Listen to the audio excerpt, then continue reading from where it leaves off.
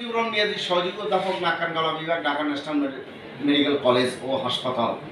মুবাশশিরা বয়স ৮ বছর, সে খাগড়াছড়ি পার্বত্য জেলা থেকে আমার কাছে এসেছে গতকাল আমরা দেখছি এন্ডোস্কোপ পরীক্ষা করে দেখছি এই যে সেই মুবাশশিরা বয়স ৮ বছর, পার্বত্য পাহাড়ি এলাকার মেয়ে। তার এন্ডোস্কোপ পরীক্ষা আমরা দেখলাম টনসিল অনেক বড়।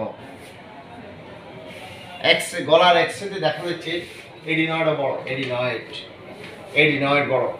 এডিনয়েড বড়। সে খাইতে পারতেছে না এবং নিঃশ্বাস নিতে সমস্যা, রাতে ঘ ঘ শব্দ পায়। এই মেয়ের গ্রোথ ৮ বছর মতো লাগে না, ৮ বছর মতো লাগে, মনে হয় বাচ্চার বয়স 4 বছর। কেন?